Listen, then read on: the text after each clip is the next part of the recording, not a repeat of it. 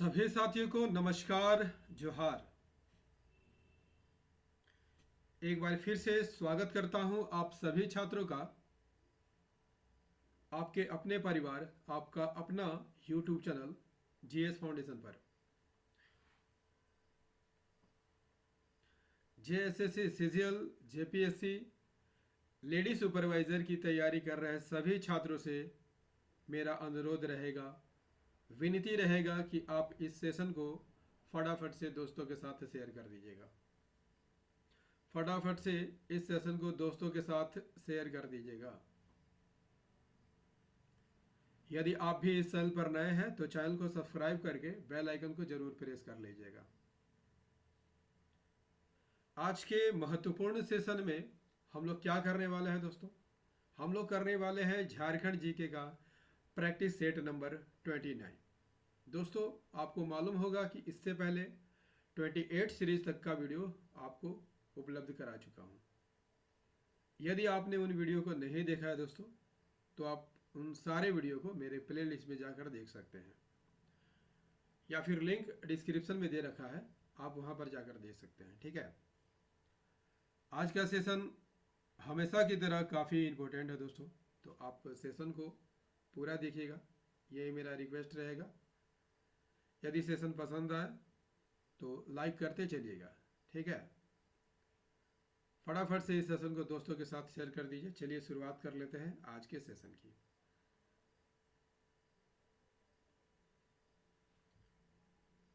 पहला सवाल आपकी स्क्रीन पर कहता है कि पालकोट को किसने अपनी राजधानी बनाया था?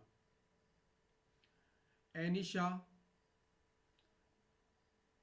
यदुनाथ शाह, जगन्नाथ शाहदेव या उदयनाथ शाहदेव। पालकोट को किसने अपनी राजधानी बनाया था? सही आंसर क्या हो जाएगा दोस्तों? फटाफट यहाँ पर करते चलिएगा, बहुत ही कम समय में यहाँ पर सेशन को हम कराएंगे। आंसर कीजिएगा जरा, पालकोट को किसने अपनी राजधानी बनाया था? सही आंसर हो जाएगा दोस्तों, यदुनाथ शाह ने पालकोट को अपनी राजधानी बनाया था। Option B is the correct answer, that is option B. Yadunath Shah ने पालकोट को अपनी राजधानी बनाया था। दोस्तों, यहाँ पर उदयनाथ शाहदेव ने किसे अपनी राजधानी बनाया था? रातूगढ़ को अपनी राजधानी बनाया था। एनी शाह ने किसे अपनी राजधानी बनाया था दोस्तों?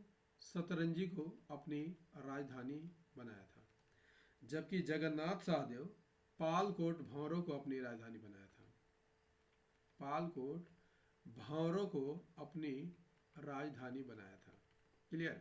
चलिए अगले सवाल की ओर बढ़ते हैं। चलिए अगले सवाल का आंसर कीजिए फटाफट। क्या कहता है दोस्तों अगला सवाल?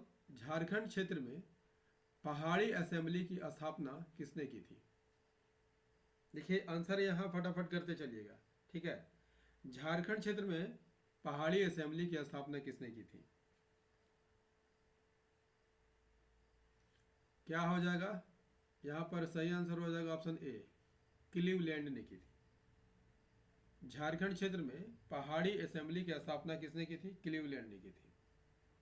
ठीक है, पहाड़ी विद्रोह के दौरान, याद रखिएगा दोस्तों, पहाड़ी विद्रोह के दौरान राजमहल क्षेत्र में, ठीक है, राजमहल क्षेत्र में काफ़ी असंतोष फैल गया था। ठीक है, और इसी असंतोष को कम करने के लिए क्लीवलैंड ने पहाड़ी असेंबली की स्थापना की थी। ठीक है, किस लिए? पहाड़ी जनजातियों के कल्याण के लिए पहाड़ी असेंबली को बनाया गया था। और इसका प्रमुख किसे बनाया गया था दोस्तों? सरदार को बनाया गया था। किसे बनाया गया था? सरदार को बनाया गया था। ठीक है, यह पद जो है दोस्तों कैसा पद था? वंशानुगत पद था, जो कि पीढ़ी दर पीढ़ी चलते रहती थी। ठीक है, चलिए नेक्स्ट क्वेश्चन का आंसर कीजिएगा। क्वेश्चन नंबर 3, बिरसा मुंडा आंदोलन का अन्य नाम क्या था? बिरसा मुंडा आंदोलन का अन्य नाम क्या था?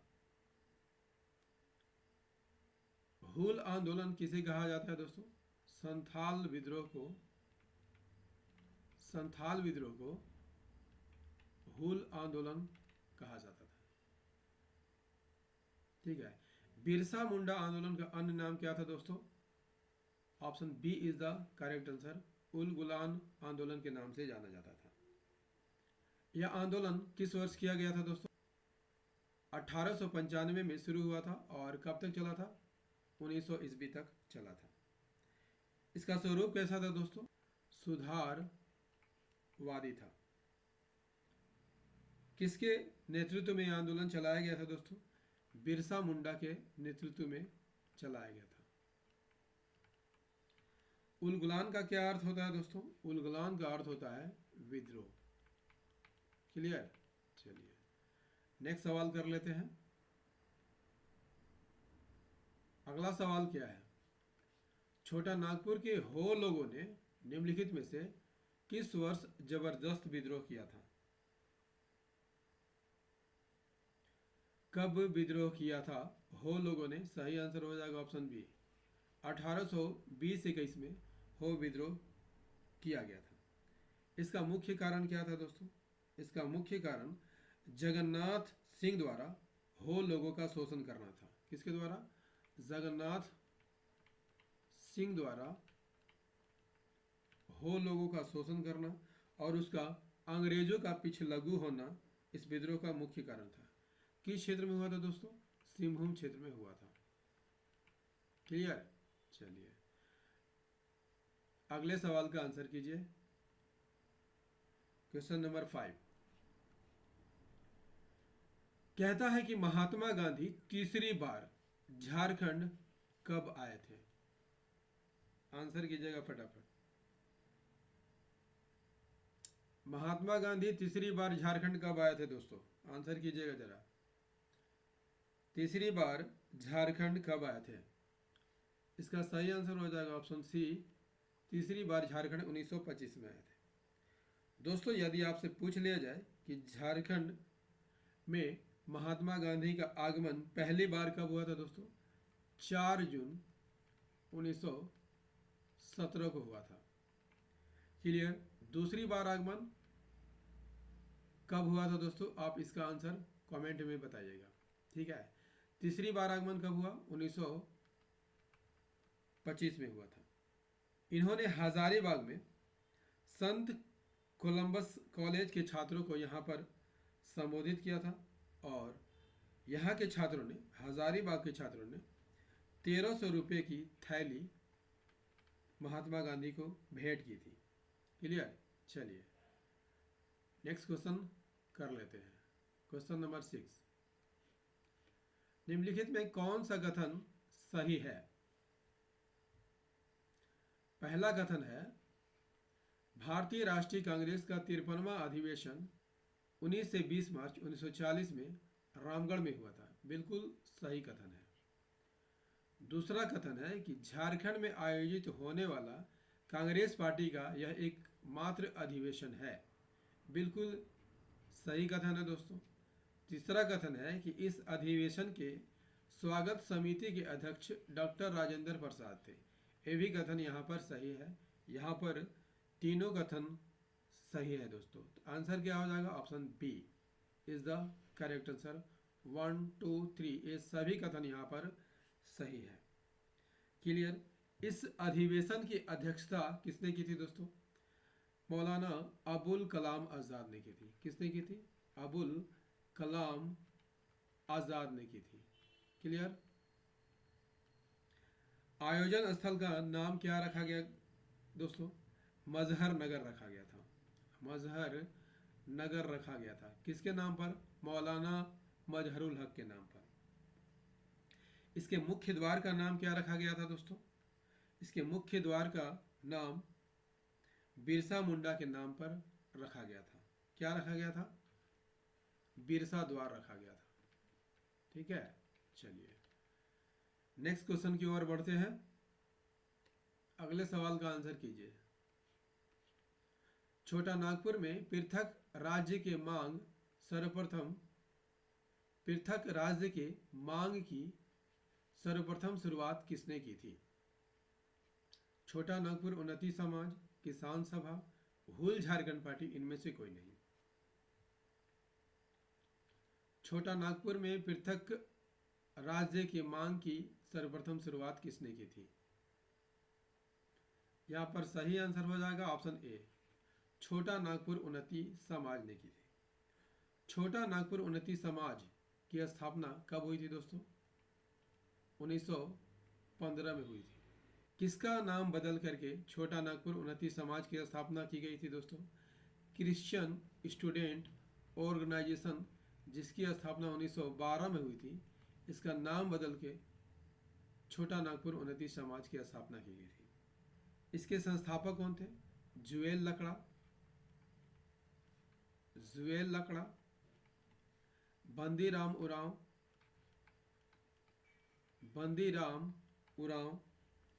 ठेबले उरांव और पॉल दयाल। क्लियर? चलिए क्वेश्चन नंबर 8 का आंसर कीजिए। प्रजातीय दृष्टि से खड़िया जनजाति को किस समूह में रखा गया है? आंसर को करते चलिएगा दोस्तों फटाफट, ठीक है। प्रजातीय दृष्टि से खड़िया जनजाति को किस समूह में रखा गया है? यहाँ पर सही आंसर हो जाएगा प्रोटो ऑस्ट्रेलाइड श्रेणी में रखा गया है, ठीक है। खड़िया जनजाति की भाषा क्या है दोस्तों? खड़िया जनजाति की भाषा खड़िया है, जो एस्ट्रो एशियाटिक परिवार से संबंधित है। एस्ट्रो एशियाटिक परिवार से संबंधित है। इस जनजाति का नाम खड़िया क्यों पड़ा दोस्तों? खड़खड़िया से इसका नाम खड़िया पड़ा है। खड़खड़िया का अर्थ क्या होता है दोस्तों? खड़खड़िया का अर्थ पालकी होता है, ठीक है। और पालकी ढोने के कारण ही इस जनजाति का नाम खड़िया पड़ा है। बढ़ते हैं नेक्स्ट क्वेश्चन की ओर। क्वेश्चन नंबर 9, सादानों के धर्म के संबंध में कौन सा कथन सत्य है? आंसर कीजिएगा। अधिकांश हिंदू सादान शिव के उपासक है, बिल्कुल सही कथन है दोस्तों। कथन भी है हैजा चेचक आदि महामारियों को देवी का प्रकोप मानकर शीतला देवी की पूजा की जाती है, यह भी कथन यहाँ पर सही है। कथन सी, सादानों में धार्मिक सहिष्णुता की भावना पाई जाती है, यह भी कथन यहाँ पर सही है। तो option D is the correct answer, that is option D. उपयुक्त सभी कथन यहाँ पर सही है, ठीक है। चलिए अगले सवाल का आंसर कीजिए। क्वेश्चन नंबर 10 का आंसर कीजिए। निम्नलिखित में से किस विवाह में वधु को पाने के लिए वधु के माता पिता या उसके रिश्तेदारों को कुछ धन देना पड़ता है? कौन सा विवाह है दोस्तों जिस विवाह में वधु को पाने के लिए वधु के माता पिता या उसके रिश्तेदारों को कुछ धन देना पड़ता है? कौन सा विवाह है? यहाँ पर सही आंसर हो जाएगा दोस्तों ऑप्शन बी, क्रय विवाह में ऐसा किया जाता है। क्रय विवाह में वधु को पाने के लिए वधु के माता पिता या उसके रिश्तेदारों को धन देना पड़ता है, ठीक है। संथाल में क्रय विवाह को क्या कहा जाता है दोस्तों? संथाल में क्रय विवाह को क्या कहा जाता है? सदाई बापला कहा जाता है। क्या कहा जाता है दोस्तों? सदाई बापला कहा जाता है। हो जनजाति में क्रय विवाह को क्या कहा जाता है? आंधी कहा जाता है। क्लियर? और खड़िया जनजाति में क्रय विवाह को असली विवाह कहा जाता है। असली विवाह कहा जाता है, ठीक है। बिरहोर जनजाति में क्रय विवाह को क्या कहा जाता है? सदर बापला कहा जाता है। सदर बापला कहा जाता है, ठीक है। चलिए दोस्तों सेशन को लाइक करते चलिएगा, ठीक है। झारखंड के संथाल जनजाति के गोत्र बास्के का गोत्र चिन्ह क्या है? बास्के का गोत्र चिन्ह क्या है? बास्के का गोत्र चिन्ह क्या है दोस्तों? बास्के का गोत्र चिन्ह क्या है? Option B is the correct answer. Baske का गोत्र चिन्ह नाग सांप है। ठीक है। संथाल जनजाति में अन्य गोत्र भी पाया जाता है दोस्तों, जैसे टुड्डू। टुड्डू का गोत्र चिन्ह क्या है? टुड्डू का गोत्र चिन्ह पक्षी है। क्लियर। मरांडी का गोत्र चिन्ह माड्रा नामक घास है। ठीक है। बेसरा का गोत्र चिन्ह बाज पक्षी है। बेदिया का गोत्र चिन्ह भेड़ा है। चोंडे का गोत्र चिन्ह छिपकली। और पौड़िया का गोत्र चिन्ह क्या है दोस्तों? पौड़िया का गोत्र चिन्ह कबूतर है। क्लियर। चलिए अगले सवाल की ओर बढ़ते हैं और देखते हैं कि हमारा अगला सवाल क्या कहता है।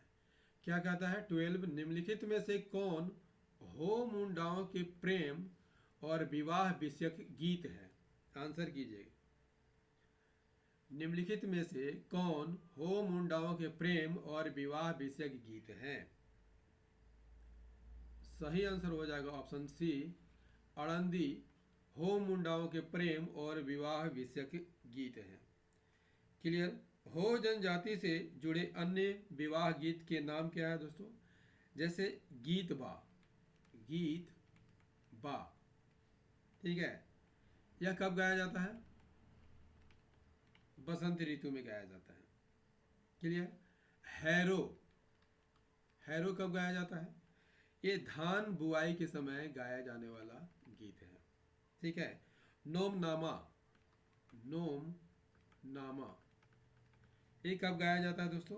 नया अन्न खाने के अवसर पर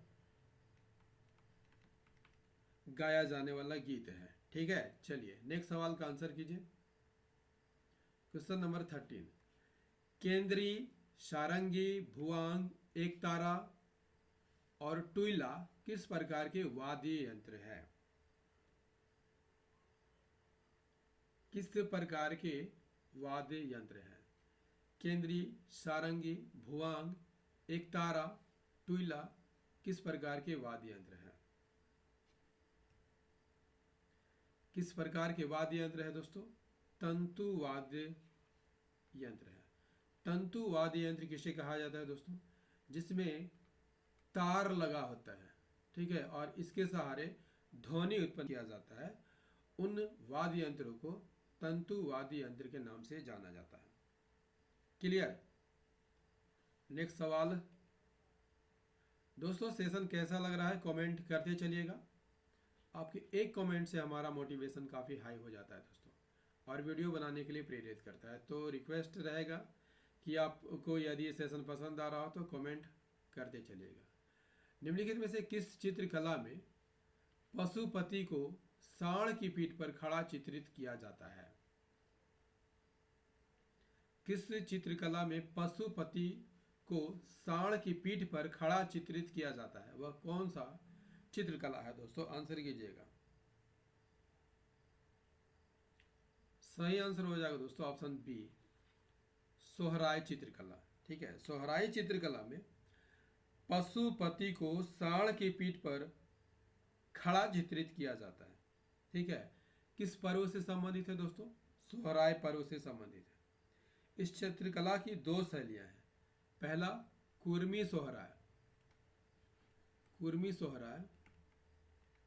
और दूसरा मांझू सोहराय। क्लियर। किस जिले में सबसे ज्यादा की जाती है दोस्तों? किस जिले में सबसे ज्यादा प्रसिद्ध है? हजारीबाग जिले में यह सबसे ज्यादा प्रचलित है। ठीक है। सोहराई चित्रकारी की शुरुआत कब होती है दोस्तों? वर्षा के बाद। ठीक है। घर की लिपाई पोताई के क्रम में यह शुरू होती है और दिवाली के एक दिन बाद यह मनाई जाती है। ठीक है। सोहराई चित्रकला को याद रखिएगा दोस्तों, GI टैग भी मिल चुका है। ठीक है। कब मिला था? 2020 में इसे जीआई टैग मिला हुआ है। ठीक है, चलिए नेक्स्ट सवाल की ओर बढ़ते हैं। क्वेश्चन नंबर 15, गढ़वा जिला किस जिले से अलग होकर नए जिले के रूप में अस्तित्व में आया था? गढ़वा जिला किस जिले से अलग होकर नए जिले के रूप में अस्तित्व में आया था? सही आंसर हो जाएगा ऑप्शन ए, पलामू जिले से अलग होकर यह अस्तित्व में आया था। इसे कब बनाया गया था दोस्तों? अप्रैल 1991 में इसका निर्माण किया गया था। किससे अलग करके इसका निर्माण किया गया था?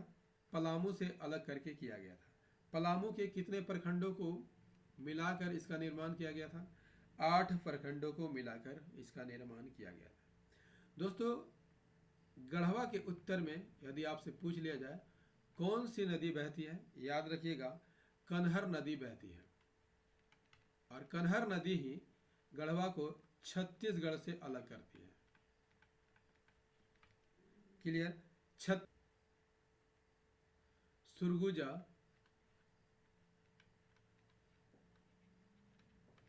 गढ़वा से लगने वाला छत्तीसगढ़ का जिला है। क्लियर? यदि आपसे पूछ लिया जाए दोस्तों उत्तर प्रदेश का कौन सा जिला गढ़वा से लगती है, याद रखिएगा उत्तर प्रदेश का सोनभद्र जिला गढ़वा से सीमा साझा करती है। क्लियर? चलिए next question, question number 16, important question रहेगा आपके एग्जाम के दृष्टिकोण से। रथ यात्रा जगन्नाथपुर मेला का आयोजन कहाँ किया जाता है? रथ में यात्रा या जगन्नाथपुर मेला का आयोजन कहाँ किया जाता है दोस्तों? सही आंसर हो जाएगा ऑप्शन सी, रांची में किया जाता है। रांची में कहाँ पर किया जाता है दोस्तों? धुरवा में किया जाता है। कब किया जाता है? प्रतिवर्ष आषाढ़ महीने में यह किया जाता है। क्लियर? इसकी मुख्य विशेषता क्या है दोस्तों? रथ यात्रा यहाँ की मुख्य विशेषता है। इसकी शुरुआत किसने की थी दोस्तों? एनी शाह द्वारा किया गया था। ठीक है, इसकी शुरुआत किसने किया था? एनी शाह के द्वारा किया गया था। कब से किया गया था?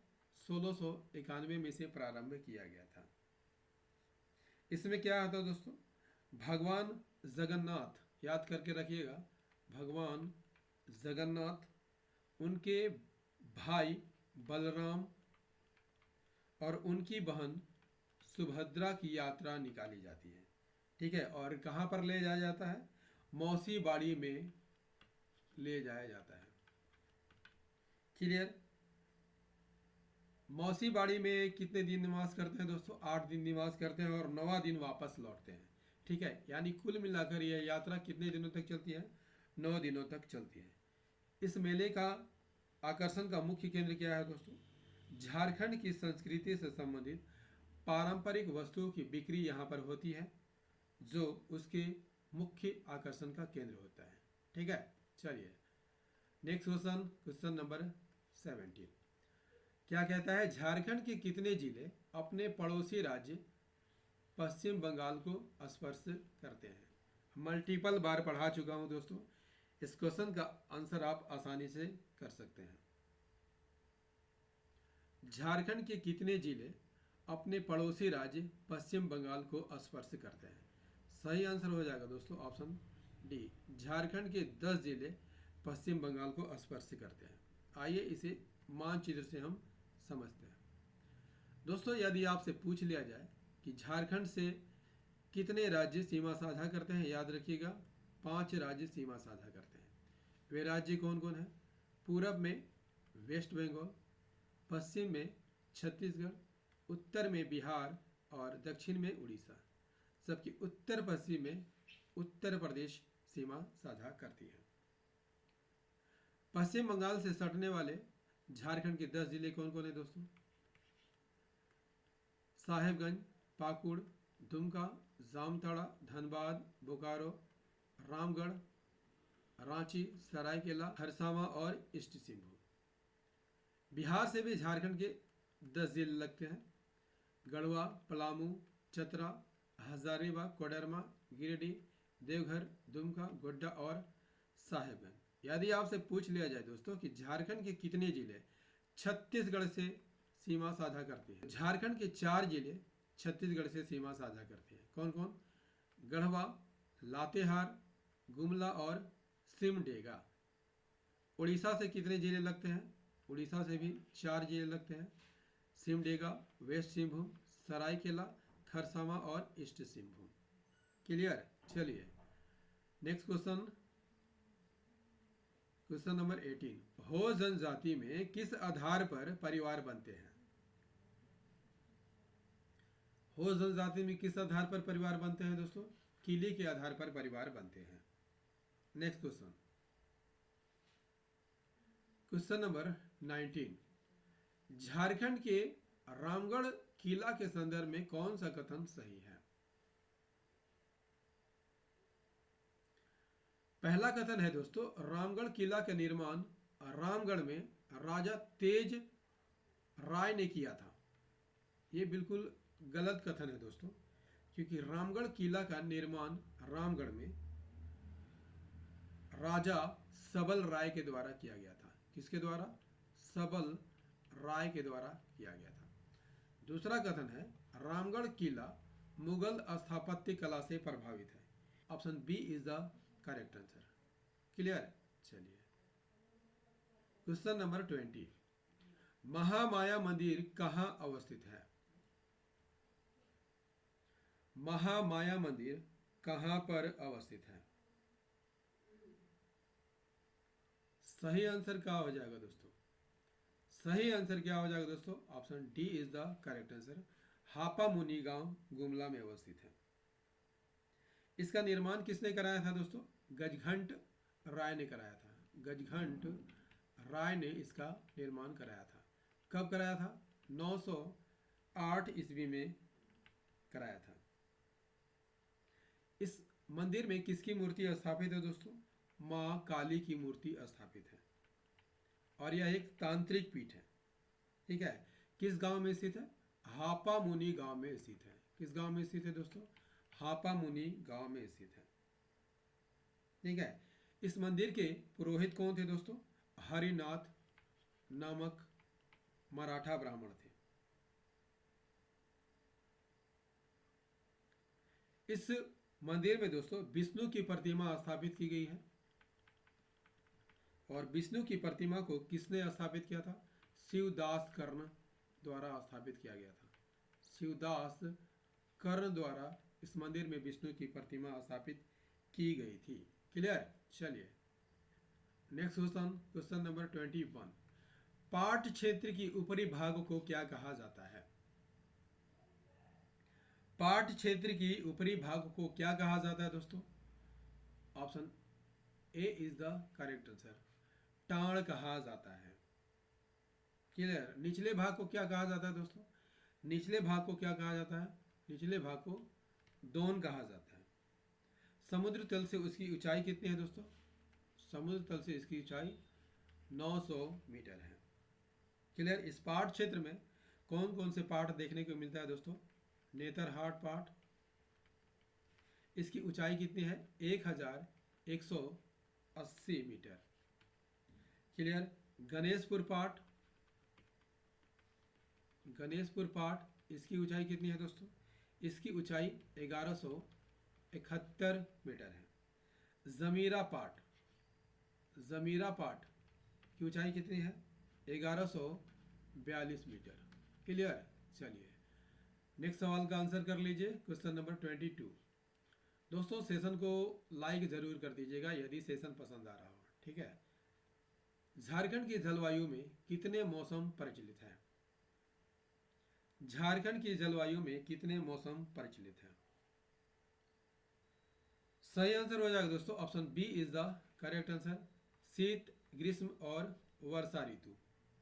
Clear? Option B is the correct answer. Next question कर लेते हैं। Question number 23। दक्षिण कोयल नदी कहां से निकलती है? दक्षिण कोयल नदी कहां से निकलती है? सही आंसर हो जाएगा option A is the correct answer. Nagri Ranchi से निकलती है। इसकी सबसे बड़ी सहायक नदी कौन है दोस्तों? कारो इसकी सबसे बड़ी सहायक नदी है। क्लियर? चलिए क्वेश्चन नंबर 24 इस सेशन का अंतिम प्रश्न होगा दोस्तों। कोयला कारो परियोजना किस नदी पर स्थित है? कोयला कारो परियोजना किस नदी पर स्थित है? सही आंसर हो जाएगा दोस्तों option A is the correct answer. Koel और उसकी सहायक नदी कारो पर स्थित है। इसकी शुरुआत कब की गई थी दोस्तों? 1973-74 में इसकी शुरुआत की गई थी और वर्तमान समय में इस परियोजना को बंद कर दिया गया है दोस्तों। कब बंद किया गया था? 2003 में इस परियोजना को बंद कर दिया गया था। क्लियर दोस्तों? झारखंड जीके का प्रैक्टिस सेट नंबर 29 आपको कैसा लगा कमेंट करके ज़रूर बताइएगा। यदि सेशन पसंद आ गया है दोस्तों तो सेशन को लाइक कर दीजिएगा, दोस्तों के साथ अवश्य शेयर कर दीजिएगा। और यदि आप भी इस चैनल पर नए हैं तो चैनल को ज़रूर सब्सक्राइब कर लीजिएगा।